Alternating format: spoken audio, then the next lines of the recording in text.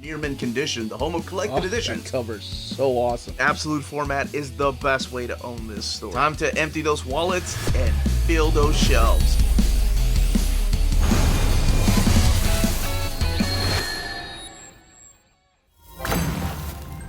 How's it going, all you minties? Uncanny Omar here from Near Mint Condition, the home of collected editions.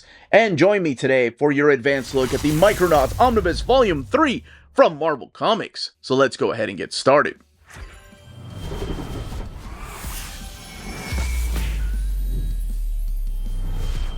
And welcome back, everybody. Before getting started, a big thank you to David Gabriel and the fine folks at Marvel for sending us advanced copies of these Omnis.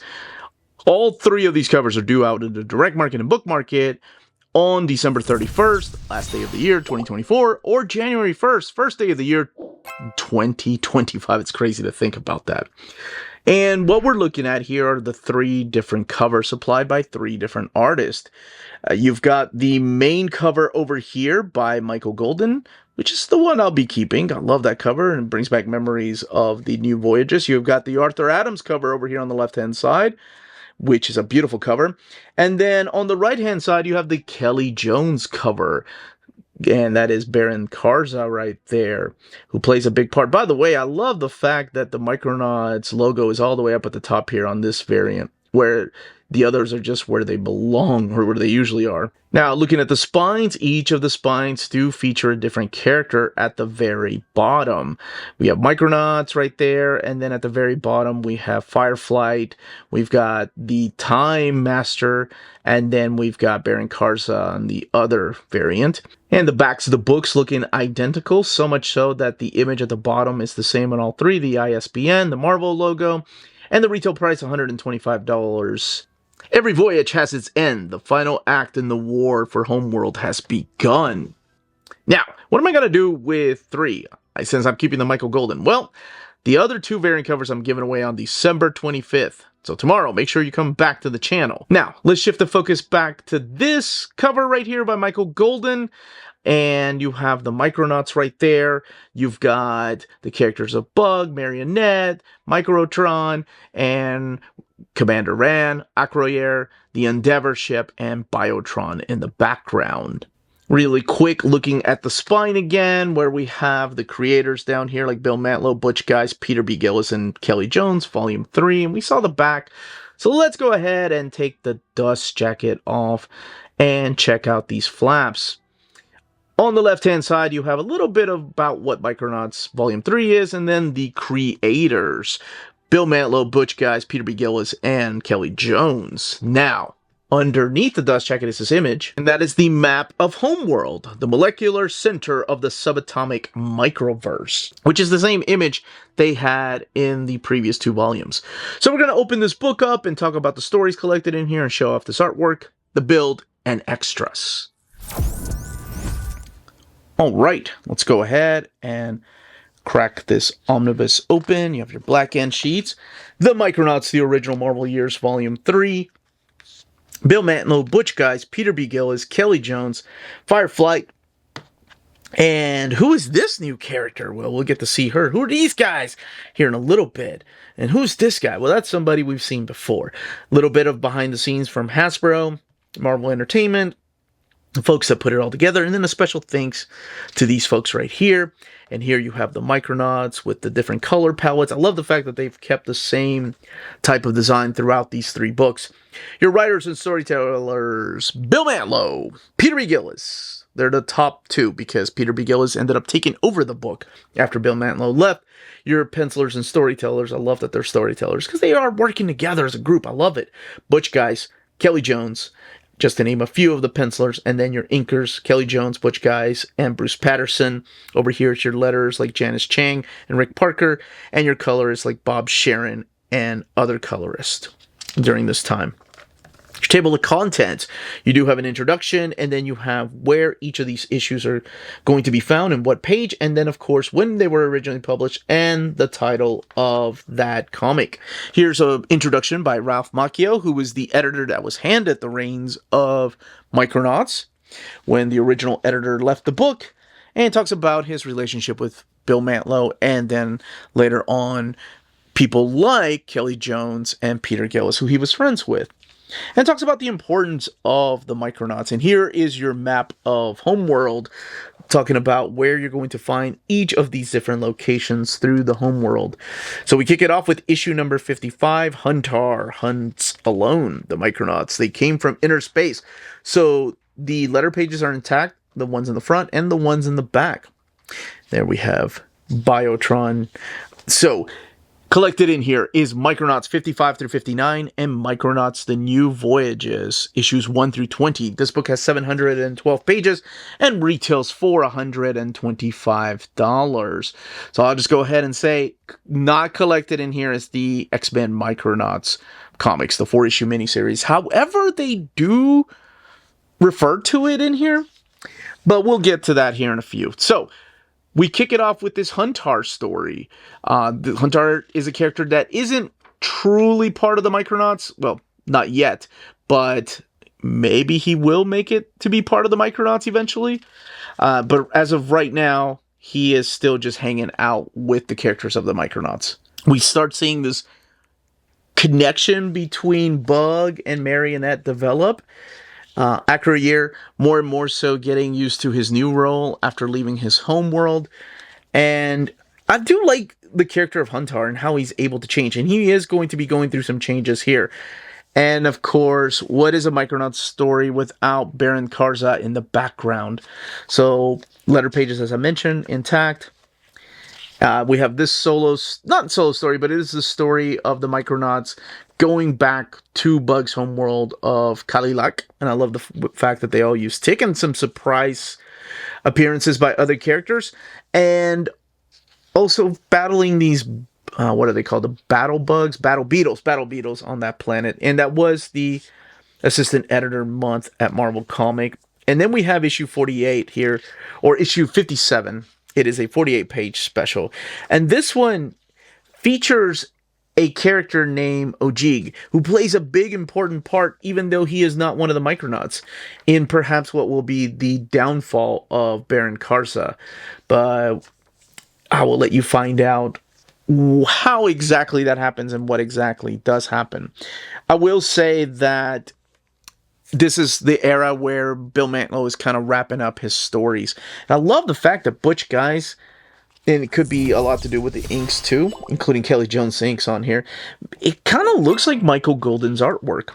Now, after that issue, we do get, and we do have like the back covers here, we do get the final issue of Bill Mantlo's run. So after issue 57, they talk a little bit about the X-Men Micronauts, including this part right here where they're coming back from Earth.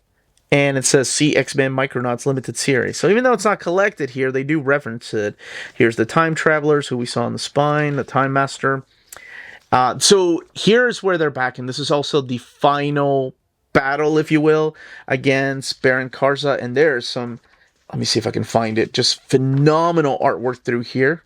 And I said final battle with giant dragons and just other beings. This also happens to be the final issue of Bill Mantlo's run, leading into the first issue. There's even a goodbye right here for Bill Mantlo.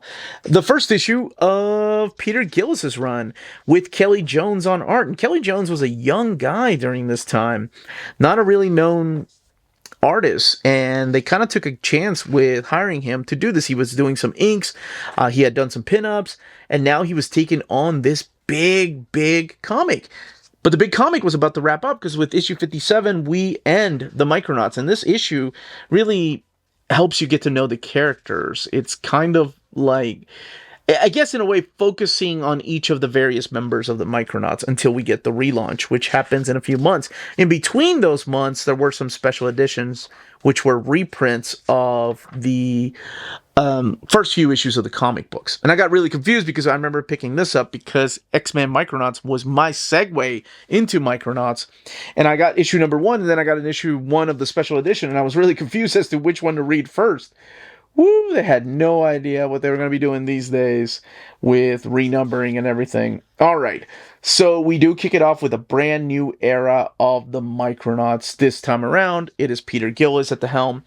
And what he does is immediately take the ship of the Endeavor 2 into new regions of the microverse.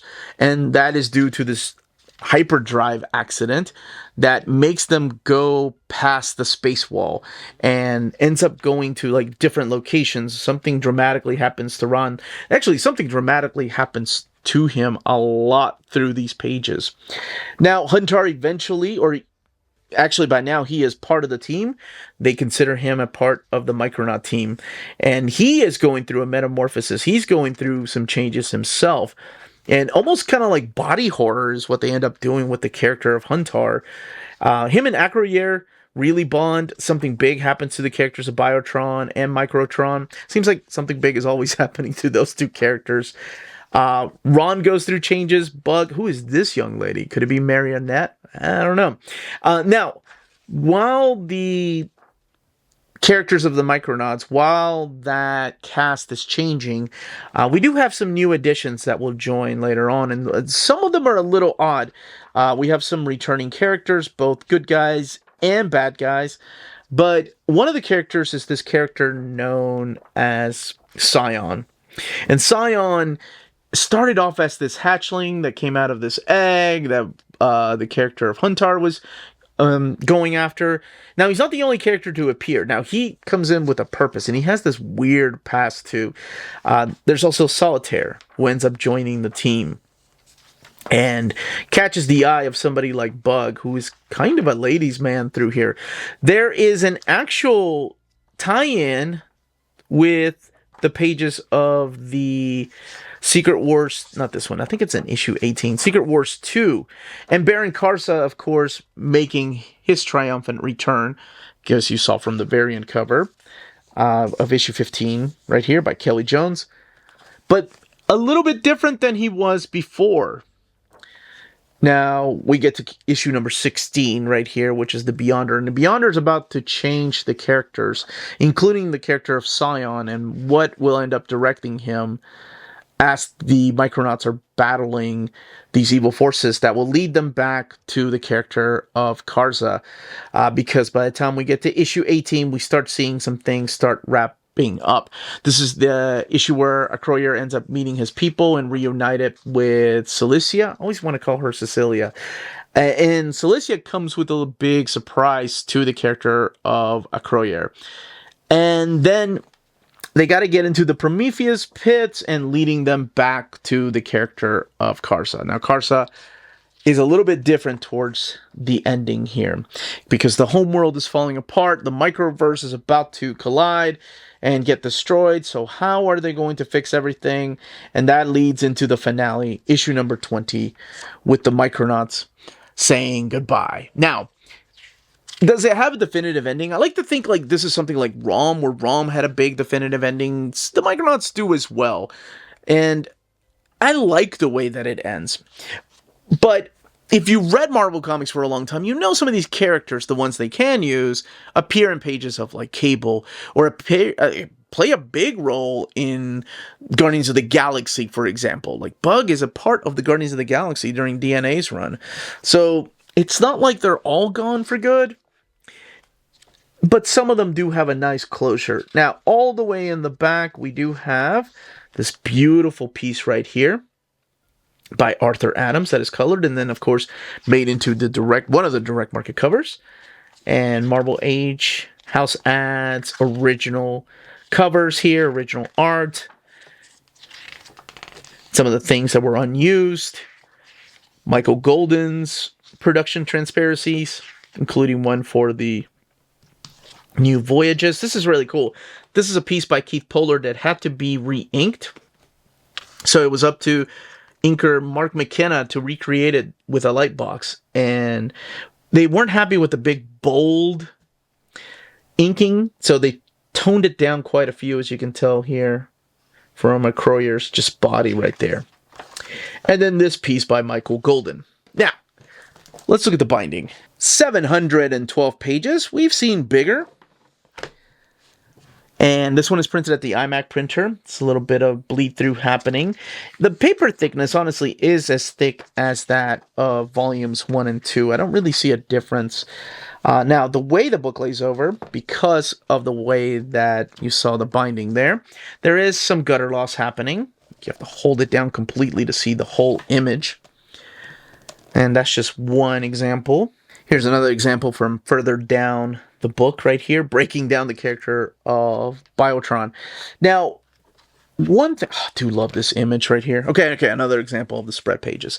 Now, one thing that I did notice about this book, it was, let's see here. Yeah, it's in this issue right here where I noticed, yeah, it's in this page. So when I had my, oh my gosh, I can't believe I'm going to admit this, but I had my readers on when I was reading the book, and I noticed that for some reason I thought my glasses got foggy or it was looking blurry, but on closer inspection, it is just a little bit blurry, but it's the entire page, so it's like the whole file got a little distorted. Not by much, and you can't really tell. And you can still read it, but it looked blurry, and it kind of made me worried until I started looking back on, like, no, everything else looks fine, including the next page, how clear and crisp it looks. But even the number of the page down here is just a little bit blurry. But that is it. That is the ending of Micronauts. Well, until I guess we get X-Men Micronauts one day, hopefully, knock on wood. Make sure you're tuning in tomorrow to see how you can go about winning one of those 2 covers. But that's it, everybody. That, as they say, is that. If you're interested in purchasing this omnibus, no matter what cover, check out our sponsors. If you're in Europe and you're interested in buying these books, definitely check out Walt's Comic Shop in Berlin, Germany. They have the cheapest pre-order prices, flat shipping rate of €12 for all EU countries, emails answered within 24 hours, waltzcomicshop.com, and you can use the code nearmintcondition at checkout and get free shipping for all EU countries with your first order over €40. That's Walt's Comic Shop, your reliable source for omnis and premium collected editions in Europe. Ding! CheapGraphicNovels.com, your online home for graphic novels and collected editions up to 50% off cover price. They have excellent shipping and prompt and helpful service. Check out their bargain deals for up to 90% off cover price. And don't forget, the CGN also takes pre-orders. That way you don't miss out on the hottest releases. And they are currently running a special promotion for you Minties. If you're a first-time customer, after receiving your order confirmation email, reply back to that email and let them know Near Mint Condition sent you their way. They will then apply a free shipping promotional credit to your next order in the US. Cheap Graphic Novels, your source for the hottest books with the kind of deep discount, quality shipping, and customer service that will keep you coming back for more. And that was the content, the page count, and build of these Omnis. In the comments down below, let me know which cover you're going to get. And remember, if you want to enter to win one of the direct market covers, please join us back for our live stream that we're doing on Christmas Day. So tomorrow, make sure you tune in to that. Not sure what time yet, but if you have any questions, leave them down below. Smash that like button on the way out. Everybody stay healthy and safe out there. Much love.